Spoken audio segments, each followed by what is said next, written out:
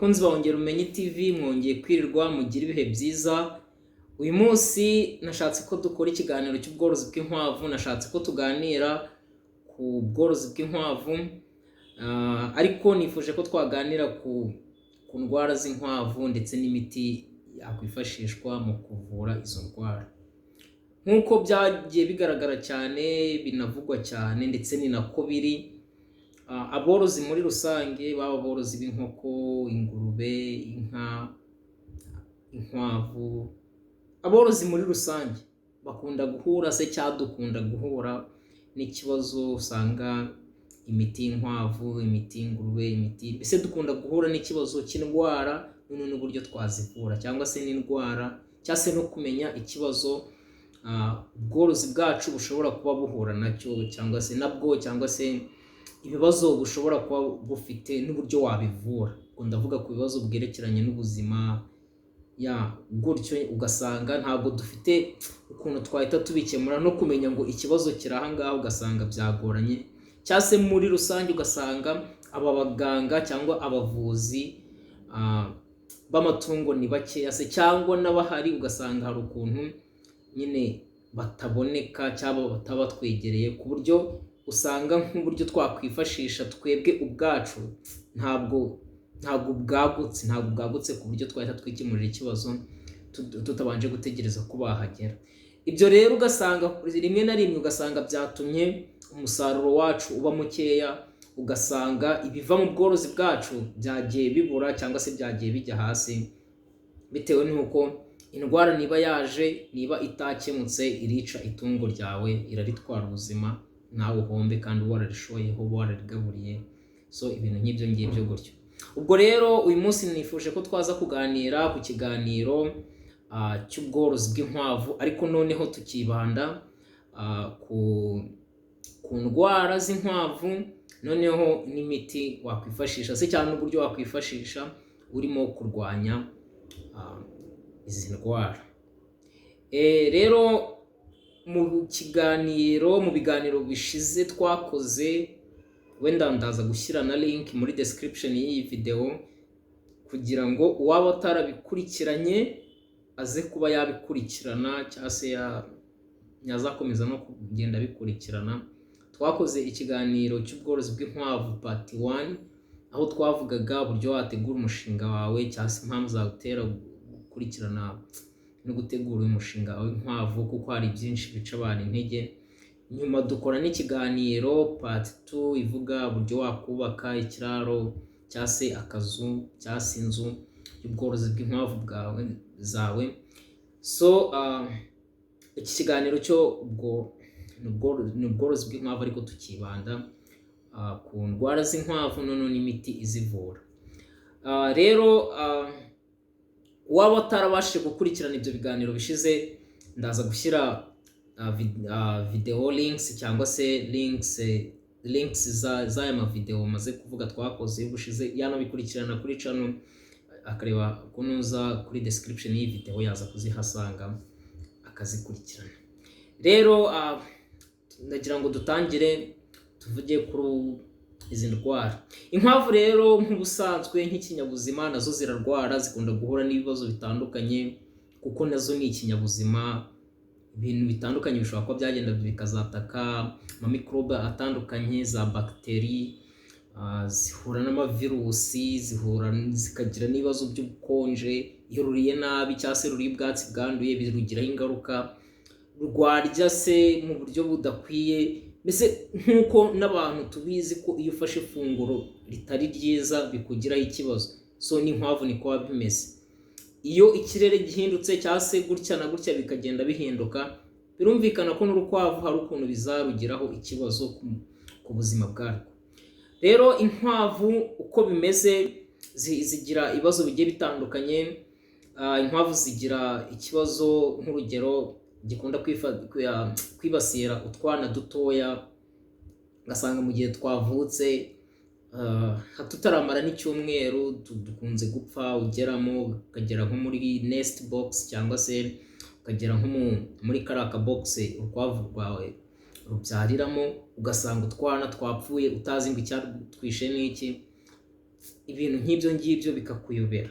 Ugasanga nanone inkwavu zikunda kugira ibibazo, ugasanga urabona nk'aha ngaha kuri iyi foto barimo baratugaragariza aha ngaha, urabona urukwavu hano rurafite indwara hano ku maso, ufite ikibazo cy'amaso, ariko no ku mubiri urareba hari ku jisho ukuntu bimeze. Ni ukuvuga ngo ni indwara iza ikataka uruhu ikagenda ifatana bino bice by'amaso, urabona ikagenda ibyangiza cyane. Ukabona nk'urunguru ibi ni ibyo bita uburenge, usanga mu birenge by'inkwavu hagana ku nzara hakaza hakabyimba ibintu bisa naho ari nk'amavunja. Amavunja ndumva buri muntu wese ashobora kumva iki Kinyarwanda, amavunja ndumva tubizi. Rero ugasanga byaje bibyimba aho ngaho, bikagenda bikahafatira ku buryo ushobora kuba wakimaturaho gutya cyangwa wabimaturaho gutya, ariko iyo bimatuyeho urukwavu ruravirirana ruva amaraso. Ubwo rero nubwo ngubwo ni uburwayi bukomeye cyane, babwita uburenge cyangwa se ubujanja. Hari abakunda kubyita uburenge cyangwa ubujanja, nabyo rero ugasanga ni ibintu bitera igihombo cyane. Noneho ariko ibi by'uburenge byo iyo bigeze nyuma bifata n'undi mubiri wose n'ibindi bice by'umubiri wose, ugasanga byagiye bikajya no ku mazuru y'urukwavu, ugasanga byafashe no ku munwa warwo, kaza igafatira ari ibintu gutyo no mu matwi, bigakomeza nyine aba ari indwara, ni indwara y'uruhu ifata inkwavu. Ariko akenshi nyine ahantu itangira kugaragarira cyane, ahantu ubisuzumira cyane ni mu birenge, kuko hahita haza ibyo bintu nk'uko mubibona hano kuri aya mafoto. Urabona nk'aha ngaha ukuntu bimeze hano, urabona n'aha ngaha ukuntu bimeze, urabona n'aha ngaha gutya ukuntu bimeze, reba n'aha ngaha gutya. Urabona wenda turaza kugenda tunayibona ku yandi mafoto ukuntu bimeze, ariko murabona ko hari ibintu bisa naho bihafatiriye. Reba nk'urunguru ni urwara, ariko urabona ko hano hari ibintu bisa naho bihafatiriye. Wenda wareba n'aha ngaha ukuntu bimeze gutya, n'aha ngaha hari ibintu bisa bikaza naho bizengurutse urwara rw'urukwavu. Noneho urareba ubu burenge iyo bukomeje rero, niho nababwiraga bishobora kugenda bigafata no ku matwi. Wenda ureba nk'iyi foto ntabwo navuga ko ari uburenge, ariko nabwo hari igihe ku kindi kigero, hari igihe bushobora kuza bugafata urukwavu, ukagenda ugasanga byasakaye bikajya no muri ibi bice byose. Ariko urabona ko hano nk'amatwi hariho naho ibintu bimeze nka gutya. No ku burenge bw'inkwavu iyo bwasakaye bukagera kure cyane, usanga amatwi y'inkwavu yabaye gutya, yazanye ibintu bisa n'ibifatiye hano. Iyi rero ni iyindi ndwara ibi bagaragaje hano, nayo y'uruhu nk'uko bigaragara, byatumye ubwoya bw'inkwavu bugenda buvaho. Reba hano ku maso, reba hano ku bice cy'umugongo, nayo hose bwagiye buvaho gutya.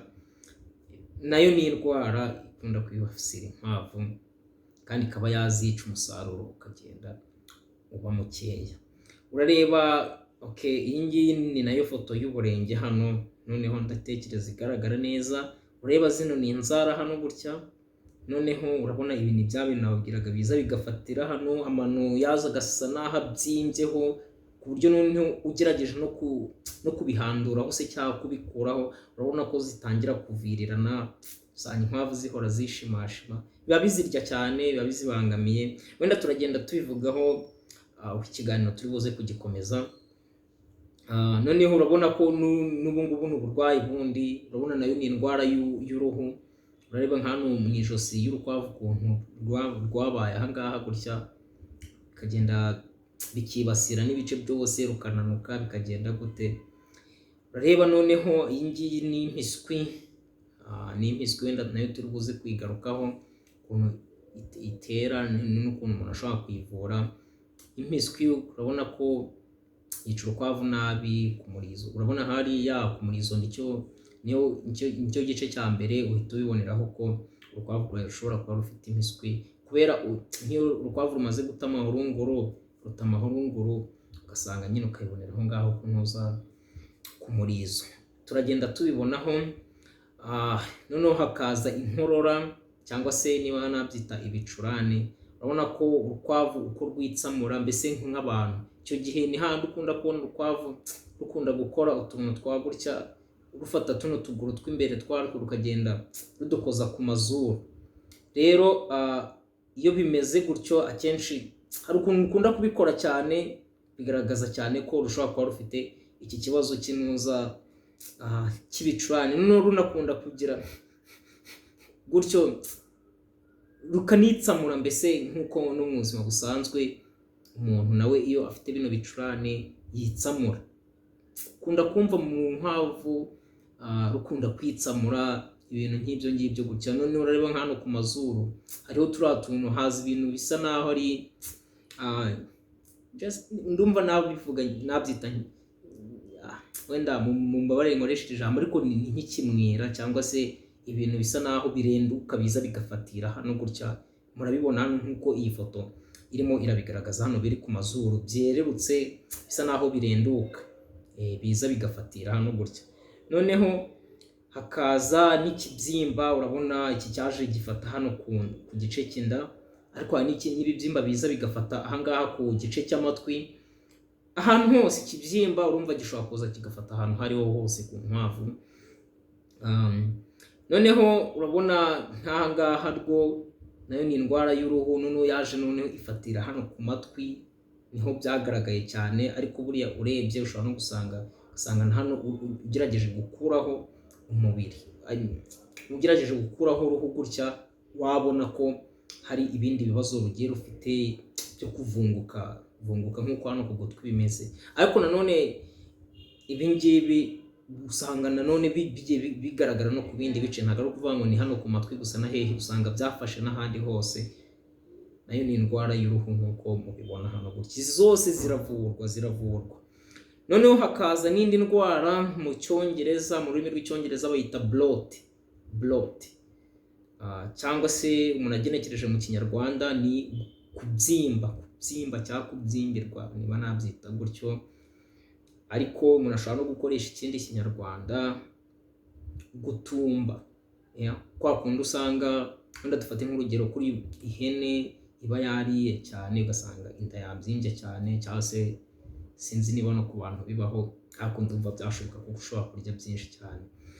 Rero no ku nkwavu niko bigenda. Hari igihe urukwavu usanga inda yabyimbye cyane, ugasanga nta kindi kintu rwakora. Ni indwara nayo irazihitana cyane, ntunamenya ngo rwapfuye mu buhe buryo, ujya gusanga zapfuye gutyo, wakora kundi ugasanga karuzuye, gasa naho gahaze cyane, cyangwa se karimo nk'umwuka mwinshi. Ibintu nk'ibyo ngibyo gutyo bayita bloat cyangwa se kubyimba. Noneho wenda nk'uko muyibona kuri iyi foto, iyi ngiyi urabona akangaka hano, urabona akada ukuntu kabyimbye, urabona ni agakwavu gato, sinzi niba kapfuye cyangwa iki. Ni ifoto hano batugaragariza, ariko murareba ko akada reba ukuntu kabyimbye ugereranyije n'urukwavu ukuntu rumeze. Noneho wenda hano ho ni urukwavu rukuru bari barimo baragerageza kureba no kwerekana hano. Reba urabona ukuntu inda imeze gutya, wenda hano ho biragaragara cyane. Noneho ndashaka noneho tuze kugenda tuvuga ku ndwara nyine, wenda turaza kugenda tubisobanura ku ndwara turi buze kugenda tuvugaho. Noneho kadutangire kuri iyi ndwara yitwa bloat cyangwa se kubyimba nk'uko nari maze kubivuga. Iyi bloat rero ifata gute? Iyi bloat igaragazwa n'iki, cyangwa se umuntu yahita abibwirwa n'iki ko cyane iki kibitera? Ibintu nk'ibyo ngibyo byose nibyo tugiye kureba ahangaha kuri iyi ndwara ya bloat. Nk'uko rero nanabisobanuyeho, bloat ni inkwavu. Bloat ni indwara ikunda kwibasira inkwavu inkuru zaba n'intoya, ariko yibasira izatangiye kurya se cyakurisha, bitewe n'inkwavu zirisha, zirya ubwatsi, cyangwa se n'izi nkwavu zirya ibiryo byo mu nganda. Ubwo rero ni ukuvuga ngo bloat cyangwa se iyi ndwara yo kubyimba yibasira izi nkwavu ziri muri iki kigero. Ubwo ni ukuvuga ko urukwavu rutangira kurisha hashize nk'iminsi 21-22, nibwo rushobora kuba rwatangira kurya utuntu gutya, utuntu dutoya. Ubwo rero kuva kuri icyo gihe nibwo urukwavu rushobora kuba rwahura n'iyi ndwara ya bloat. Iyi ndwara ya bloat rero uburyo ikora cyangwa se uburyo imeze, ni indwara y'igifu cyangwa se ihura n'uburyo bw'ubura. Ni ukuvuga ngo ni indwara ifatira muri bice by'igogora, niba ariko nabivuga mu kinyarwanda. harimo kuva ku gifu ukagera kuri ubura burebure n'ubura butoya. Ni ukuvuga ngo rero uburyo bimeze, urukwavu rurarya, noneho rwarya ibiryo cyangwa se ibyo rwariye bikagenda bikaba bloke cyangwa se ntibibone uburyo bitambuka ngo bive mu gifu cyangwa birenge mu mubura, bikagumaho ngaho, ibindi bije bikagumaho. Noneho urukwavu ni ukuvuga ngo ibyo rwariye ntibiva mu gifu, ntibigenda ngo bisohoke cyangwa bigire n'akamaro ku mubiri wabo. Ibyo rero bizatera iki?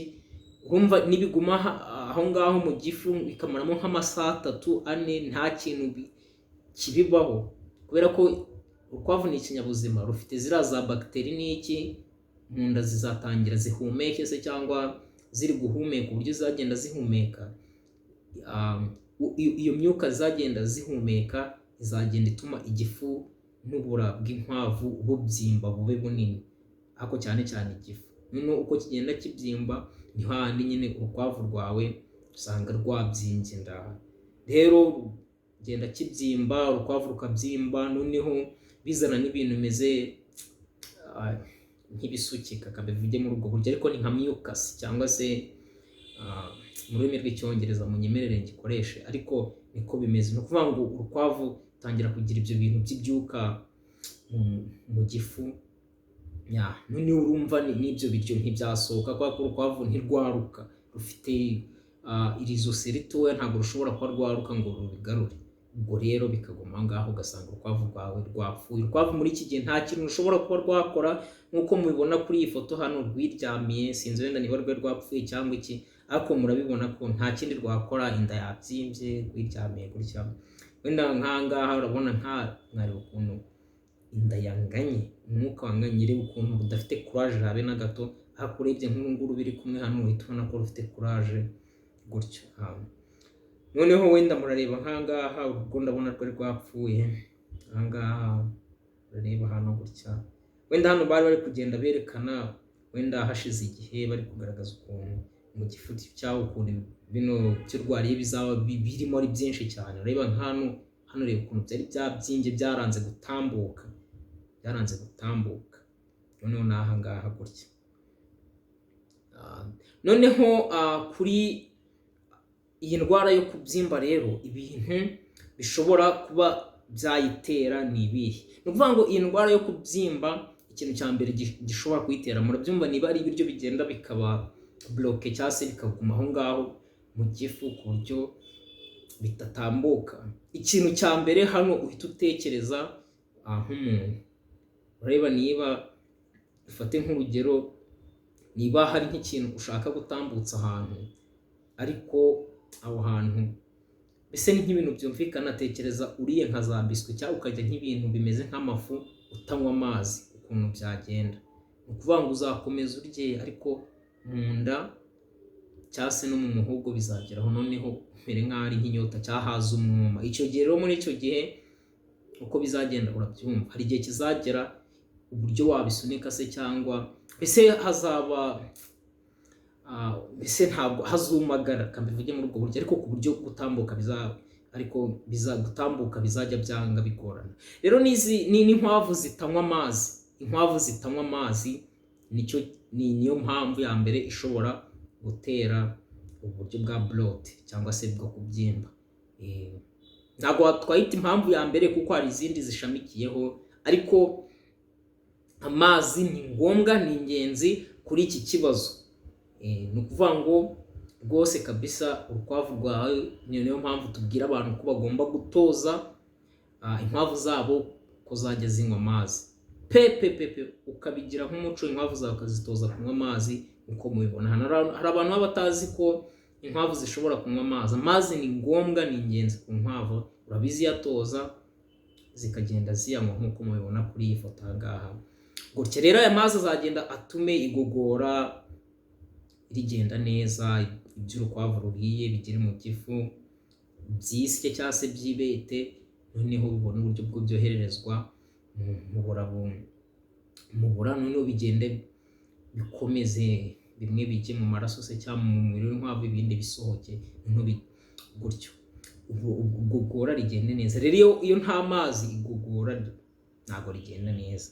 Noneho indi mpamvu ishobora gutera ibi biryo kutatambuka neza, nayo ni impamvu ishamikiye aha ngaha neza kuri iki kibazo cyo kutanywa amazi. Ni ibi biryo bita za pellets, ni rabbit pellets.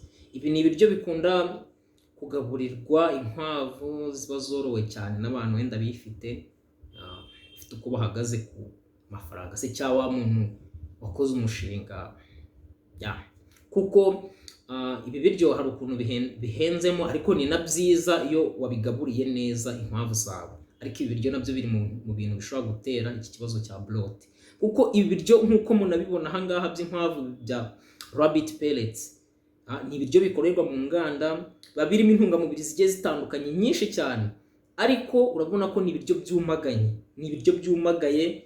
Urabona wenda nk'urugero urukwavu rurimo rurabirya hano, aba ari ibiryo byumagaye. Rero iyo urukwavu ku buryo rurabikunda cyane, rero hari igihe rugenda rukabiryana apeti nyinshi, noneho ukagerekaho yuko rutari buze kunywa amazi, ukagerekaho yuko rwariye n'ibyo biryo byinshi. Iyo bigeze mu gifu cya no mubura ntibitambuka, biragenda bikaguma aho ngaho. Iyo byagumye aho ngaho bigenda bite? Urukwavu rero ni handi usanga nanone rwabyimbiwe, ntibyabashe gutambuka.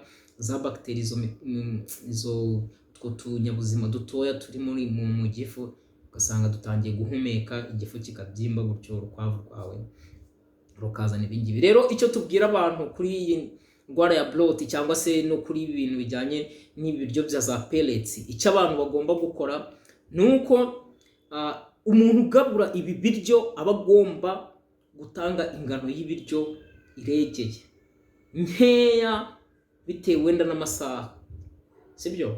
Ni ukuvuga ngo ukabiregera ukavuga uti urukwavu rwanjye ngomba kuruhereza ingano ingana gutya nkeya, kuko ibiryo ubwabyo biba birimo intungamubiri nyinshi. Ntabwo ari ngombwa ugenda ururundire, oya, nkeya. Noneho ukaruhata n'amazi, noneho n'ubwatsi.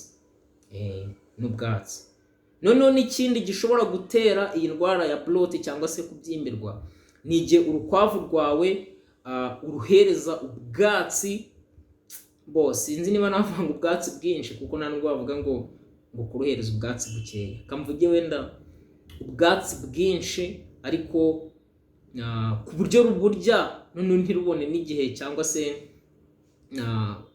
nk'igihe cyo kugira ngo runaruhukeho. Burya n'umuntu agira igihe cyo kurya, akagira n'igihe cyo kureka, none igifu kikagenda kikabitunganya neza. Rero urukwavu, niyo mpamvu tugira inama abantu yuko urukwavu wajya urugaburira ku masaha wenda mu gitondo saa 2, saa 10 z'umugoroba cyangwa mu gitondo, mbese bitewe n'uko waruteguriye, ariko rukajya rugira igihe cyo kugenda runyuzamo agahe gutyo. Rero iyo rukomeje rugenda rubigerekaho n'ibya mbere ntibyari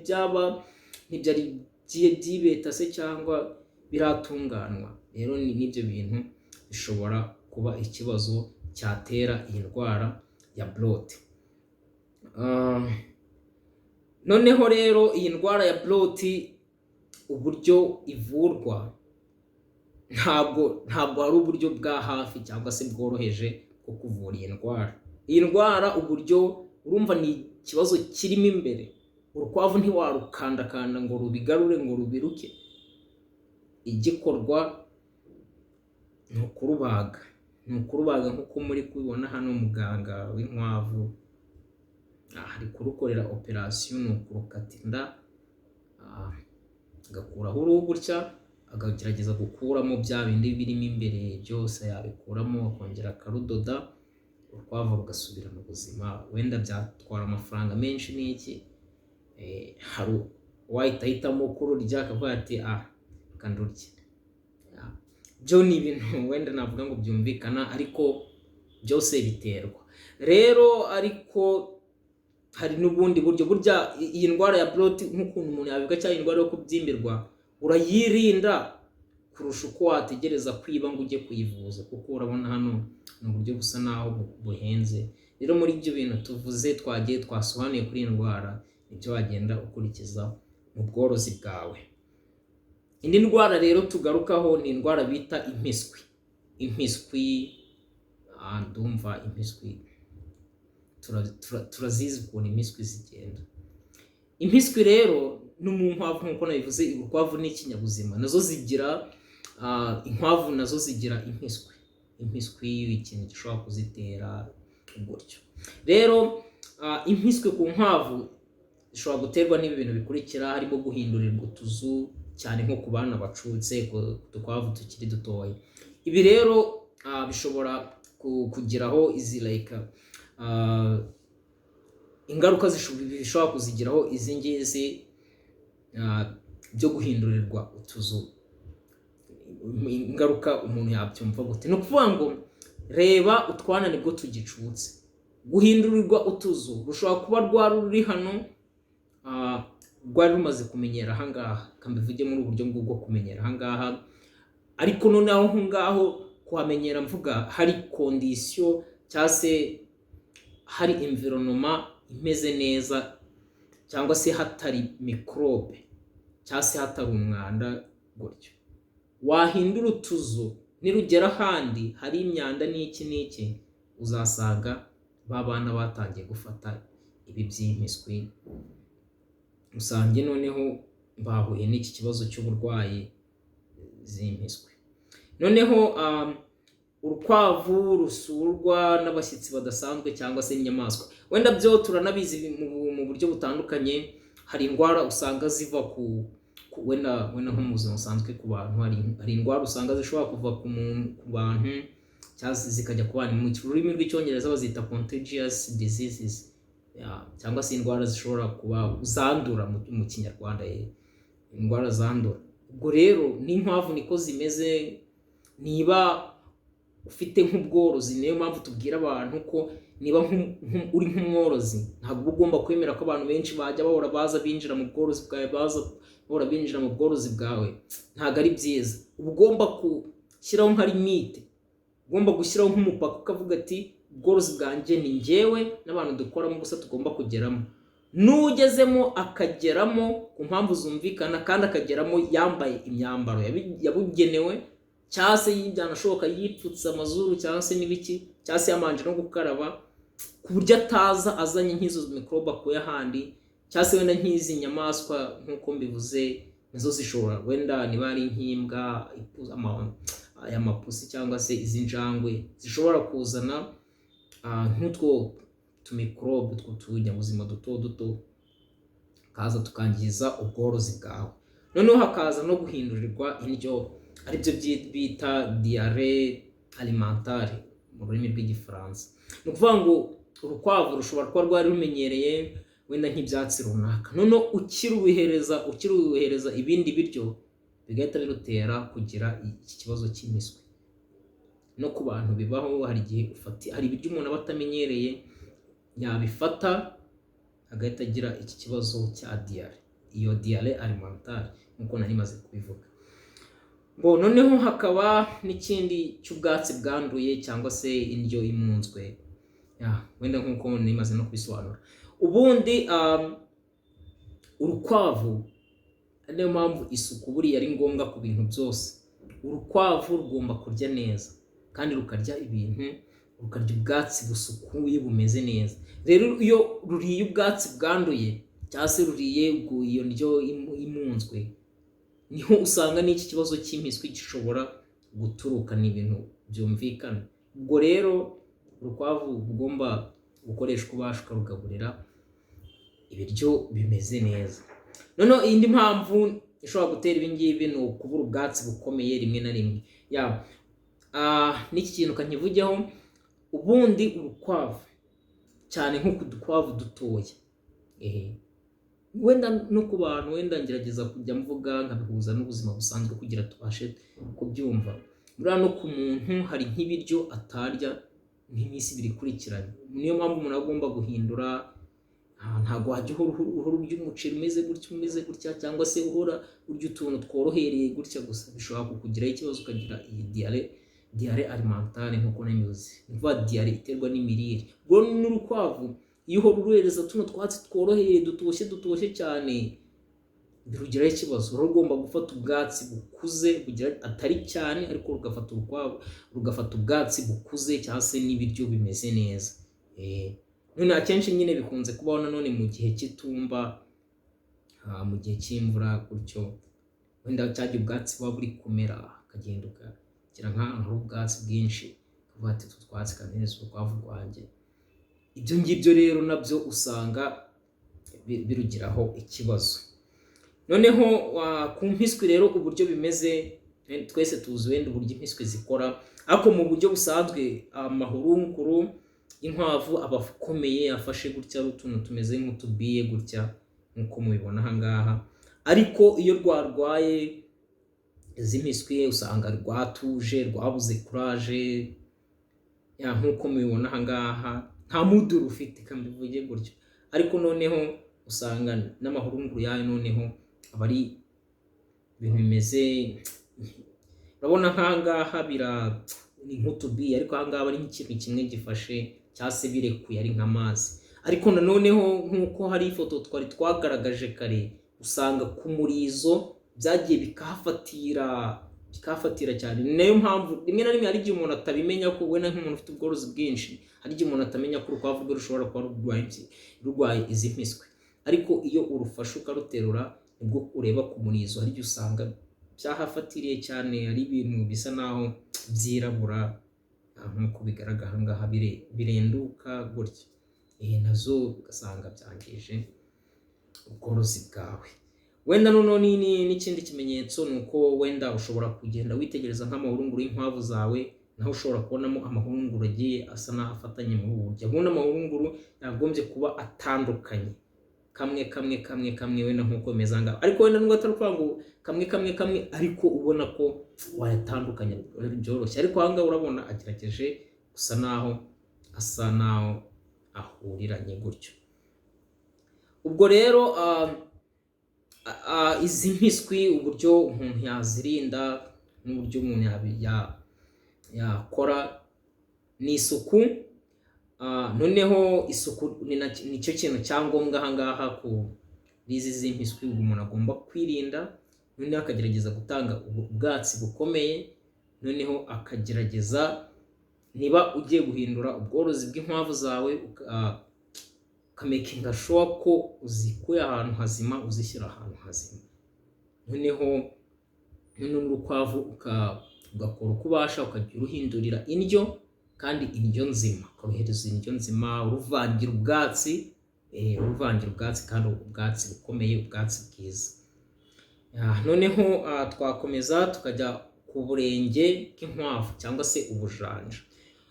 Ubu burenge cyangwa se ubujanja bw'inkwavu nk'uko namaze kubivuga ni indwara y'uruhu, ariko abantu benshi bakunda bakabyitiranya nk'aho ari ibisebe, ku buryo usanga hari abahora babyitiranya cyane.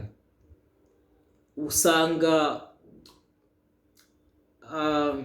hari abantu nakunze kugenda nganira nabo, ugasanga bambwira ukuntu bavura ubu burenge cyangwa se ubujanja bw'inkwavu, numva biranasekeje, ariko numva ni ibintu binababajeho kuba wavura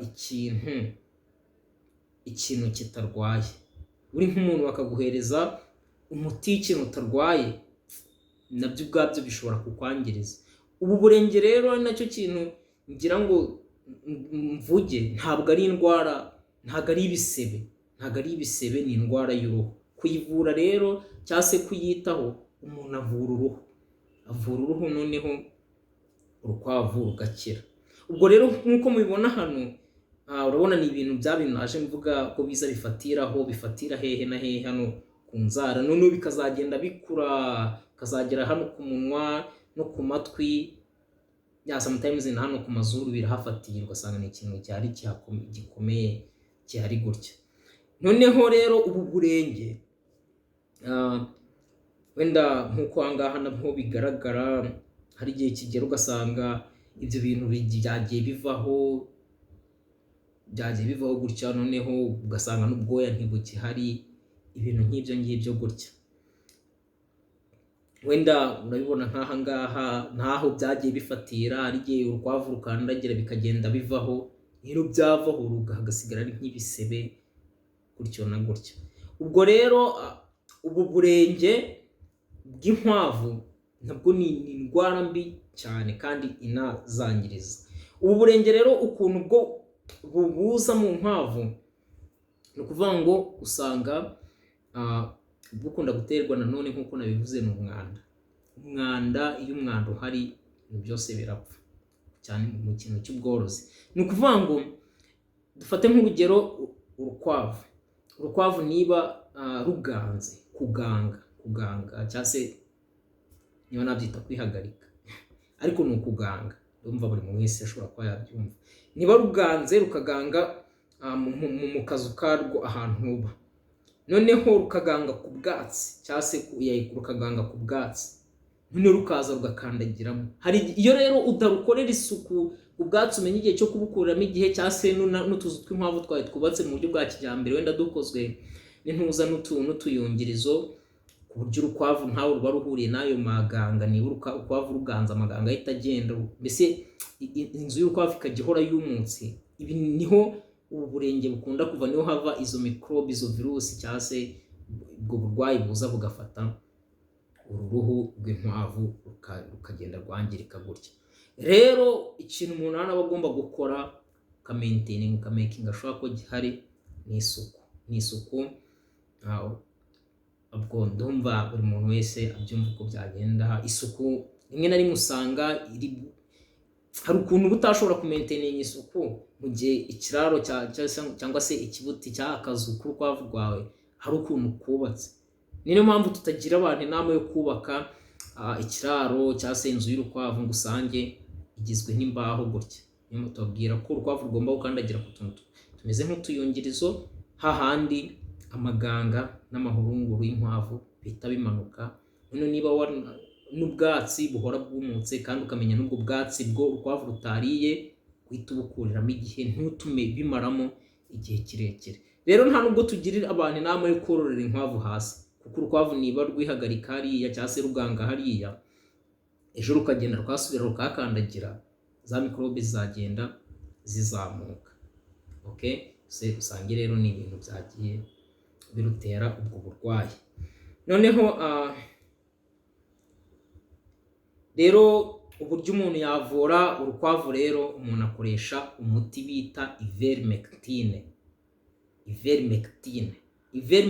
Nongere mbisubiremo, ni umuti ukoreshwa bavura uruhu rw'inkwavu cyangwa se izi ndwara z'uruhu z'inkwavu. Nkuko nari maze kubivuga, ivermectine izagenda ivura uruhu muri rusange, ariko nyine igere na hano ku nzara, kuko ntabwo ari ibisebe. Hari abantu bakoresha iyi miti ivura ibisebe, ugasanga urukwavu rwarushijeho kugagara no kwangirika, cyangwa abantu birirwa bakoresha za peteroli n'ibiki. Hari igihe usanga izo peteroli bicamo, ariko ugasanga nyuma y'iminsi 3 biragarutse. Ukoresha iyi ivermectine rero uri mu miti batera urukwavu mu buryo bita sukitane cyangwa se munsi y'uruhu, niko nabivuga, munsi y'uruhu. Rero wenda murabibona nkanga hano urukwavu bari barimo baratera iyi ivermectine. Wayibona muri za farumasi veterinaire cyangwa se muri aya mavuriro y'ubworozi bw'inkwavu cyangwa se ubworozi bw'amatungo muri rusange. Ubwo uragenda ukagerayo ukaganira n'uwo muvuro farumasi veterinaire, yagusobanurira uko wayitera. Ariko icyo nanavuga ahangaha wenda kuri iki kiganiro ni uko ivermectine ni umuti ukarishye cyane unakomeye, ku buryo uteye nyinshi urukwavu rwakwangirika cyangwa se rukanapfa. Utera doze cyangwa se ingano ntoya bitewe n'uko urukwavu rungana. Nta nubwo urukwavu ushobora no gutera mililitre nka 0.2 ku rukwavu rushobora kuba rupima nk'ibiro nka 3, kuko utera ntoya. Wenda nugerayo, wenda wagiye waganira n'umufarumasi veterinaire aho ngaho akagusobanurira ukuntu waza kuyitera. Ariko uko uyitera nkuko namaze kubivuga cyangwa umuntu nabireba hano kuri iyi foto ahangaho uburyo bigaragara, ni ukuvuga ngo ni sukitane munsi y'uruhu. Ni ukuvuga ngo dufate ko urungura ari uruhu, wenda ubu ngubu cyakoze nzakoreshwa mbasha ibiganiro bizakurikiraho, nzajye aho bishoboka nkoreshe n'inkwavu mberekewe na nk'urugero. Ariko dufate nk'urugero, niba urunguru ari uruhu, ni ukuvuga ngo utera uruhu gutya ukinjiza urushinge munsi y'uruhu apana mu mubiri mu nyama. Terura gutya kinjiza urushinge munsi y'uruhu, akaba ari iteramo cyangwa injectinga uwo muti wawe. Ndabona bigaragara n'ahangaha, murabona ko bateruye uruhu no bagatera bakinjectinga muri iyi. Iyo ubikoze rero nyuma y'iminsi 3 urukwavu rwawe rutangira kukwereka ibimenyetso byo gukira rero naho uko bimeze nkuko wenda no kuri aya mafoto bigaragara, wenda nk'aha ngaha urukwavu ruzatangira bya bintu byari bifatiyeho bizatangira kugenda byomokaho, rimwe na rimwe usange rwatangiye kuzana utuntu tw'udusebe gutya. Ugomba making sure kurushyira ahantu humutse, ku buryo niba nk'ibi bisebe gutya bitari buze kujyamo iyindi myanda n'iki. Ariko gake gake biragenda bigakira, rugahita rukira vuba vuba. Urutera nk'uyu munsi ukazongera ugatera hashize nk'iminsi 3 cyangwa 4, kuko uyu muti urakora cyane, byanashoboka ukarekera aho ngaho. Ubwo rero nyuma y'iminsi mike rurakira rwose. Iki kintu cyumvikane, ntabwo uburenge, ntabwo ari indwara y'ibisebe, ni indwara y'uruhu. Nizere ko nta wundi uzongera kurwaza ibintu by'uburenge n'ubujanja. Noneho hakaza n'inzoka zo mu nda. Inzoka zo mu nda zikunda kwibasira inkwavu. Inzoka zo mu nda rero hano turavuga ku buryo wazirinda, kuko natwe turabizi ko no mu bantu n'ubusanzwe bagiri iki kibazo cy'inzoka.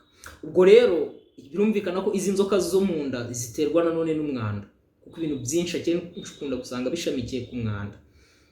Rero kuri by'inkwavu rero izi nzoka zo mu nda, ibintu byakoreshwa mu kugira umuntu azirinde ni ukwirinda gukoresha cyangwa se kwirinda kwahira ubwatsi ahantu hakunze kugenda imbwa, kuko ubyumva imbwa ishobora kuba yari ifite izo nzoka zo mu nda, noneho yagira nk'ahantu yahahamvura cyangwa se yahata umwanda wayo, ugasanga niba ugiye ukahahira nk'ubwatsi ukaza ukabugarurira inkwavu zawe, nibugera mu nda za nzoka zizageramo, usanga urukwavu birarufashe nyine, uburwayi burarufashe. Wenda murabibona nk'ahangaha niba ari amahurunguru, ariko urabona ko aka ni akayoka, aka ni akayoka. Naho nicyo kimenyetso gishobora kukugaragariza ko inkwavu zawe zishobora kuba zifite izo nzoka zo mu nda. Ari niyo mpamvu tugira abantu inama b'aborozi b'inkwavu ko utagomba kujya kure y'ubworozi bw'inkwavu zawe. Ugomba kuhora hafi akantu kose, ukahora ucunga ureba uko bimeze. Ese iki kintu kimeze gute mu bworozi bw'inkwavu zanjye? Ari amahurunguru, ari iki, byose ukajya uhora usuzuma. Noneho no kwirinda kwahira ubwatsi ahantu hari ikime. Ni ukuvuga ngo ubwatsi bw'inkwavu iyo hari ikime, ni naho burya ikime cyangwa se iyi humidite niho usanga hatuma izi mikorobe zikura. Ubwo rero ubwatsi ugomba kubwahira ahantu humutse kugira izo mikorobe cyangwa se n'izi nzoka zo mu nda n'amagi yazo, ku buryo utabizana mu bwatsi bw'inkwavu zawe. Noneho kwanika ubwatsi akanya gato mbere yo kubuha inkwavu ni ibintu byumvikana, kugira ngo niba harimo n'ayo magi cyangwa se izo mikorobe cyangwa se n'izo nzoka zo mu nda zibe zapfa, ku buryo urukwavu wenda iri zuba cyangwa se ubushyuhe bw'izuba ku buryo bushobora kuba bwakwica izo mikorobe, ku buryo urukwavu rwawe rurarya ubwatsi bimeze neza. Urukwavu rugomba kurya ubwatsi bw'umunsi, ntabwo rugomba kurya ubwatsi butose.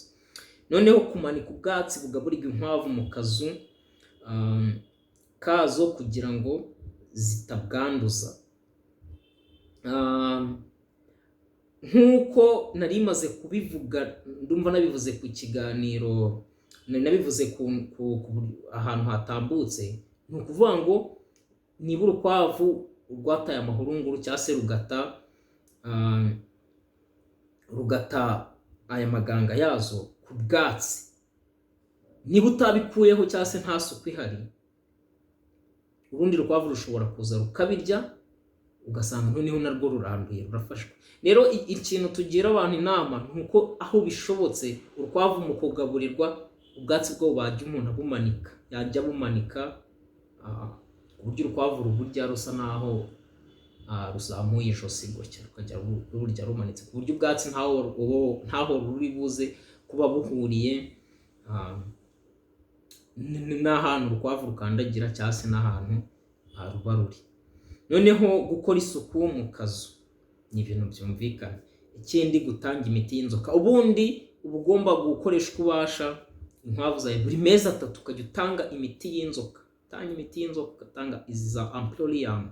Wenda Amprolium nge niyo mfiteho experience kuko niyo nakoreshaga mu bworozi bw'inkwavu zanjye, ariko hari n'indi wakoresha wasura kuri pharmacie vétérinaire ukabaganiza. Noneho imiti ishobora kuvura izi ndwara zo mu nda harimo n'iyi Ivermectin. Iyi twari tumaze gusobanura kuri izi ndwara z'uruhu. Iyi ndwara uyu muti wita Ivermectin urafasha cyane, ntabwo uvura uruhu gusa, uvura wenda nk'abantu bashobora kuba baroroye ingurube, nabo barabizi ko mu gihe ushaka gukingira inzoka, Ivermectin nako nayo uyikoresha ukayitera ukabukingira ingurube zawe, kingiye uruhu, kingiye n'inzoka. Rero Ivermectin nayo uko wayitera ni mu buryo busanzwe. Ivermectin nabibona ahangaha gutya, ariko ahangaha wenda ni iy'inkwavu cyangwa se n'utu tubeba nk'uko bigaragara ahangaha, for rabbits, guinea pigs and rats. Biragaragara ahangaha. Noneho undi muti ni iyi Amprolium. Abaragafu. Amprolium ni Ivermectin nibyo nagiye nkunda gukoresha. Iyi Amprolium ho aba ari akantu kameze nk'agafu, uko bigenza uragenda ugafata ku gafu ukagasuka mu mazi. Ari nayo mpamvu nkunda kubwira aborozi ko twajya tugerageza tugatoza inkwavu zacu kunywa amazi. Urumva nko mu gihe cyo gutanga iyi miti ya Amprolium ku buryo bitazajya biba bikugora, uzafata ku gafu yenda ukaminjire mu mazi, noneho uvange, none inkwavu zawe zize zinywa amazi mu buryo bworoshye, zitanazi ko harimo n'umuti. Urumva ari ibintu byo cyumvikana. Noneho ikindi ubwo hari n'uyu muti bita Levamisole, ariko uyu muti we ntabwo nigeze nkukoreshaho, ariko nawo urafasha cyane. Ugeze mu mavuriro y'amatungo waganiza umupharmaciste aho ngaho, umupharmaciste vétérinaire yagusobanurira uko buri kimwe kimeze aho ngaho. Rero ikiganiro cy'uyu munsi nifuje ko tuganira kuri izi nzoka zo mu nda, nifuza ko tuganira kuri ibi by'ubujanja cyangwa se uburenge, nifuza ko tunaganira kuri ibi bya bloat. Rero ni ibingibi nabashije gutegura, ni ibingibi nateguye ko tuza kuganiraho kuri iki kiganiro cy'uyu munsi. Ibiganiro byacu, ibiganiro bya Ongera Ubumenyi TV nagahoraho nakagaruka, tuzakomeza tugende twungurana ubumenyi, tuganira ku bintu byinshi byerekeranye ubworozi. Ndizera buri wese azaryoherwa kandi akazakurikirana ibiganiro byacu. Uramutse ugize ikibazo cyangwa se ufite ikibazo ku mikoreshereze ya buri miti ahangaha, watwandikira muri description ya buri video. Gerageza gushyiramo aho ushobora kuba wadusanga cyangwa se watwandikira kuri nimero zacu, cyangwa se ushobora no kutwandikira muri comment y'iyi video. Turagusubiza. Abantu dukunda kubasubiza tubabwira buri kimwe cyo bifuza, ariko benshi baratwandikira kuri Facebook, kuri Ongera Ubumenyi TV ni page yacu ya Facebook. Bagerageza kuyiha searching cyangwa se kwa dushaka mwahadusanga, hariho ifoto y'urukwavu.